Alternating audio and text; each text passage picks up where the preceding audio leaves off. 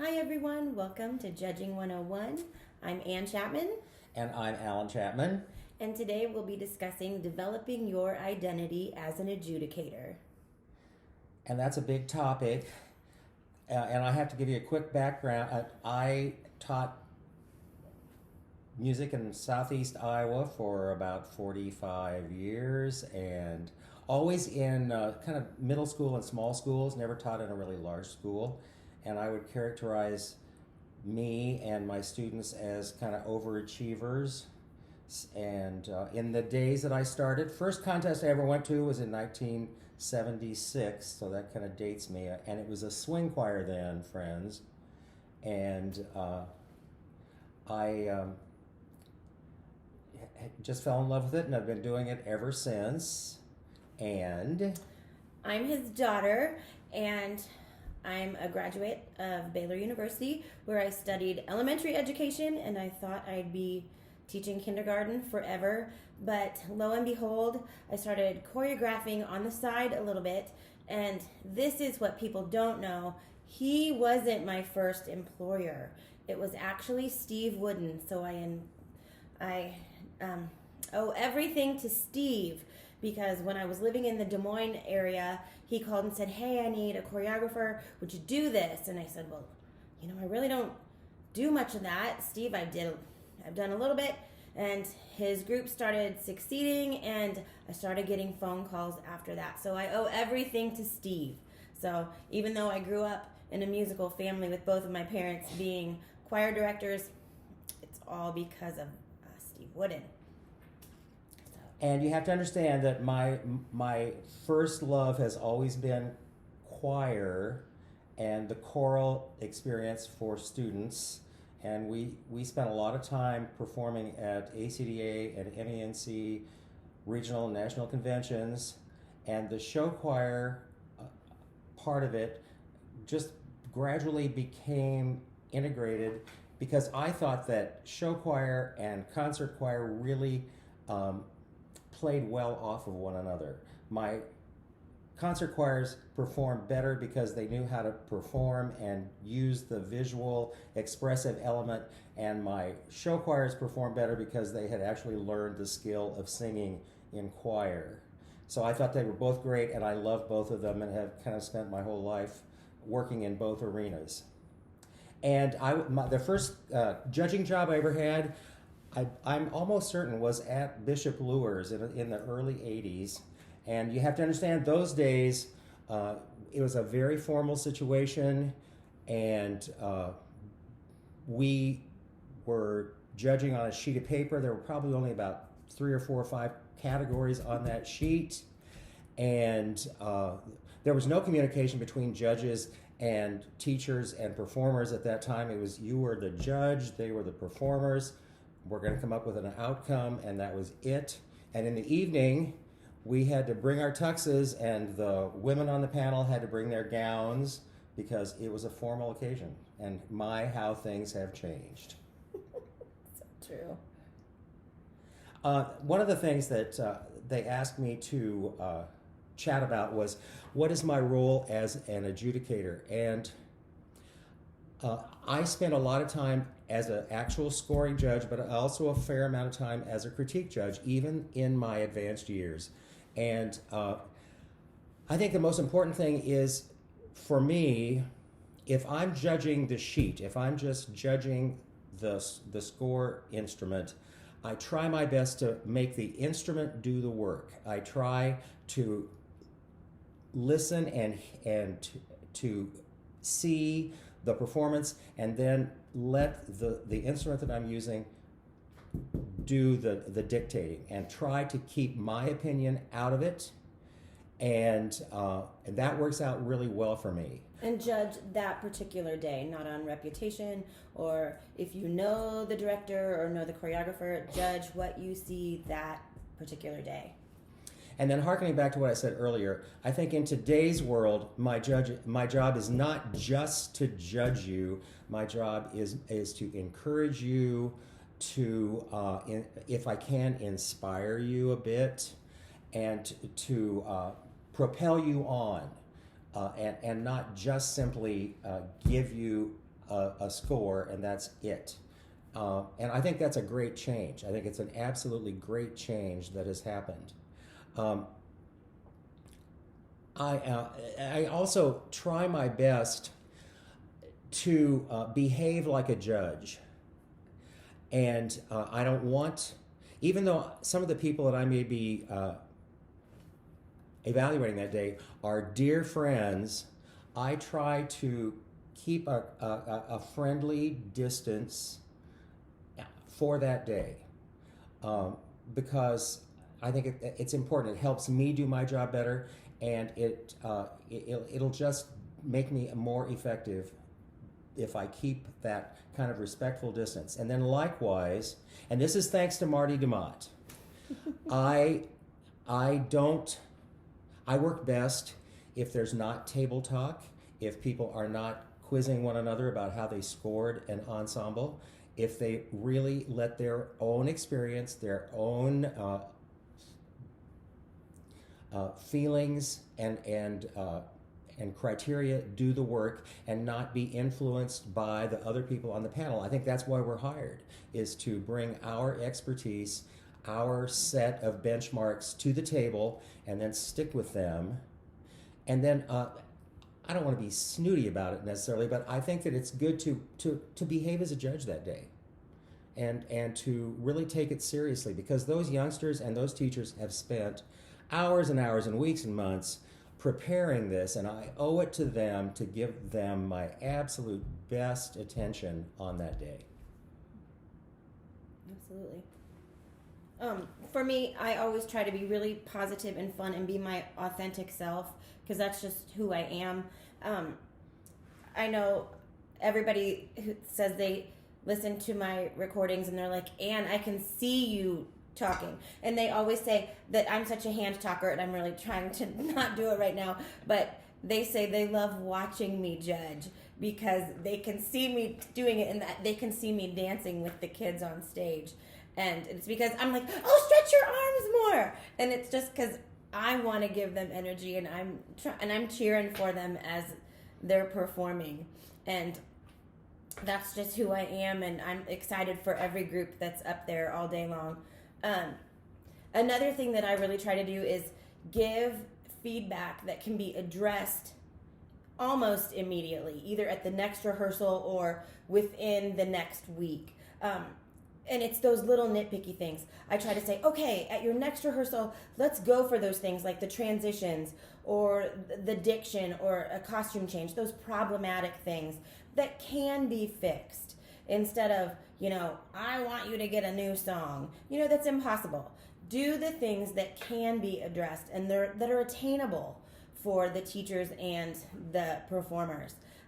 I think that's really, really important, to make them feel like we've got maybe an issue, but it can be addressed, and try to give them that feedback in a way that's understandable to them, even though it's going by so quickly and you're trying to watch and evaluate it and try to give it in a clear manner, because you're seeing or hearing something else that you want to address, but try to finish that sentence before you're going on to the next thing. And another thing also, for the groups that, if you're at a competition that has finals, try to give some feedback that they can maybe change and address for that final evening performance.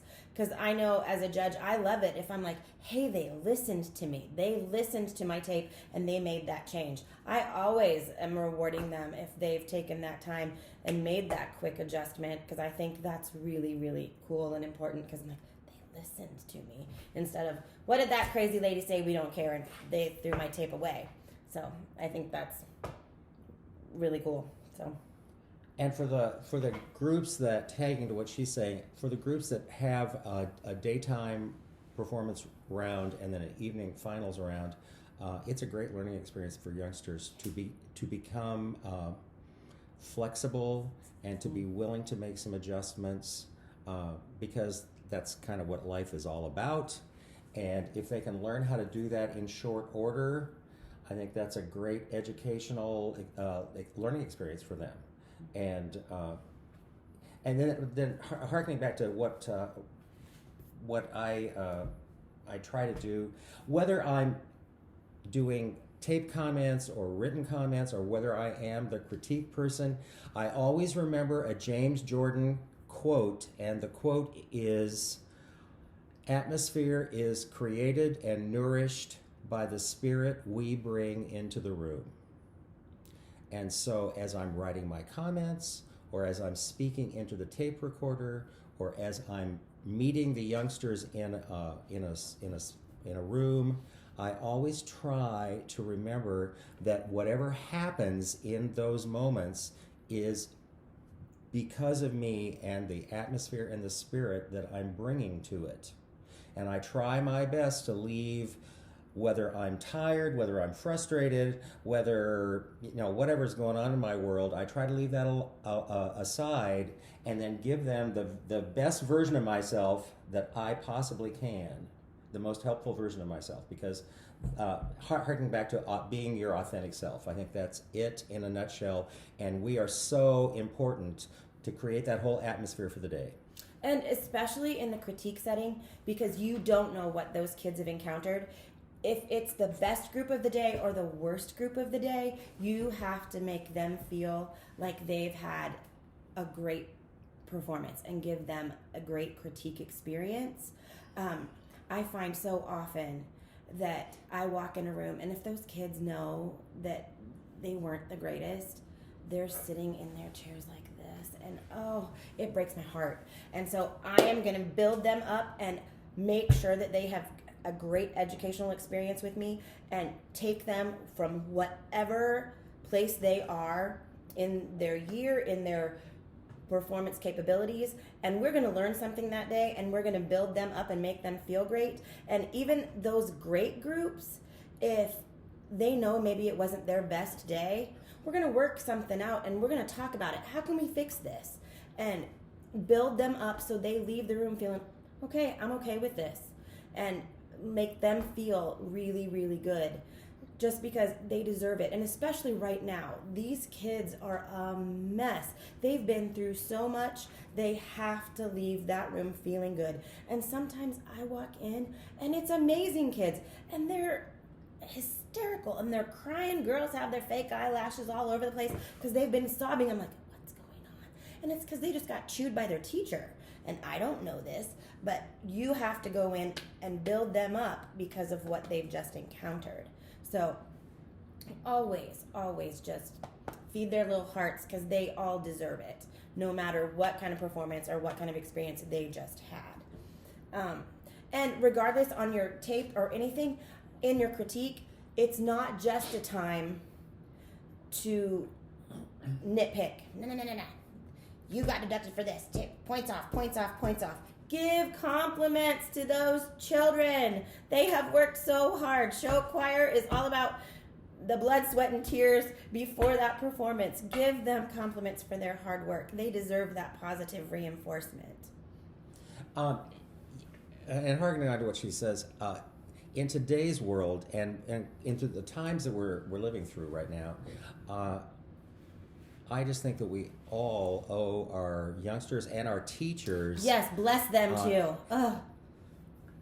The affirmation, all the affirmation we can give them, and we judged our first contest this last weekend at Viterbo, and I told the judges before we started that I feel like Oprah.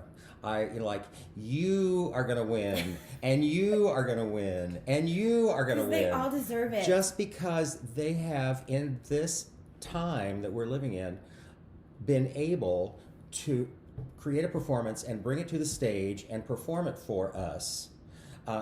Everybody was a winner, in my estimation. And I think that this entire season, and it could be even into the future, we're going to really want to affirm and lift up our teachers and our performers and our choreographers and all the people who help make this happen, because it is such a tough time. It's just such a tough time. And this medium that we work in gives us all a chance to kind of step away from that and go into a different world for a while. And just be in this world of performance and communicating and connecting, to take us away from some of the really tough reality that we're all having to struggle with right now. And I always tell the groups I work with, that's the beauty of show choir. That's the beauty of performance. We get to go away from the nonsense for a while. So enjoy those 17 minutes that you're out there on those risers. You know, savor that moment. And that's something you can even say, you know, enjoy these moments. You know, say that in your tape and thank you for taking me on this journey for those 17 minutes or whatever. You know, always thank them for what they've done. Another big point, unless you are doing caption scoring, it's okay for vocal people to talk about visuals, and it's okay for visual people to talk about vocals because they go hand in hand. I mean, visual and vocal dynamics, when you're moving into a clump, decrescendo, hello, beautiful, beautiful moment. And then when you bust out of that clump, you better be singing forte at that moment. And reward them if they're doing that. If not, kindly suggest to them that they should consider it. You know, just little things like that that maybe people don't think about, especially if there are directors who are always back behind the group with the band, because that happens a lot too. You could kindly suggest to them to maybe step around to the front and watch their kids sometimes, you know, because so often there are so many components of show choir that young and inexperienced teachers just don't think about that because they're juggling so many things. But just remember, it's okay for everybody to talk about things. You don't have to say, well, I'm a dancer, or like with him, I'm a singer. No, it's okay. You can talk about those things. That's why you're judging a full sheet, like I said, unless it's a caption scoring event. Okay, and this is my big final last moment, and this happens on your tape or in a critique thing. Because I've had it happen a couple times. If you have watched a show where you feel passionately about something that to you, and usually I'm not the only one who feels this way, but there's maybe something controversial that you've witnessed in a show. Usually for me it's age appropriateness. Like I'm seeing some middle school do or usually sing about a topic that I think they probably shouldn't be singing about because they just don't get that life experience yet. Don't address it to the kids. It's not their issue. That's a choice that's been made by someone else for them. At the end of your tape, say, okay, this is a time that stop the tape and this is a director only moment. Or turn the ballot over, write your notes to the director. And then discuss that topic. Or in the critique, have your awesome moment with the kids. Then at the end, come to the director, and then have your words with the director and address that issue with them. Yes. So you can tell them how you feel about it. And explain why. And it doesn't have to be preachy, but just and like for me, it's usually like, if I was their mother, this is how I'd feel, you know, singing those words. But just have that moment with them or write it or talk to them about it. And so maybe that they understand your point of view and never take it to the kids. Because like I said, it's not their fault and it's not their choice. And my final little sermon to all of you goes like this. When I started doing this work, you had 3 songs, an opener, a ballad, and a closer, okay? And there were no costume changes. There were no risers or platforms or anything. You were on the flat floor, and you usually had 18 or 20 or 24 people performing, and a piano and a drummer and maybe a bass player if you were really lucky, okay? And so in the 45 plus years that I've been lucky enough to be part of this, I have seen so much growth and so much change. And I always keep telling myself, and my advice to young judges and young evaluators is that it's all good. If you're seeing a great performance that is 4 songs performed beautifully with no costume change, no fall to raw, you have to reward that.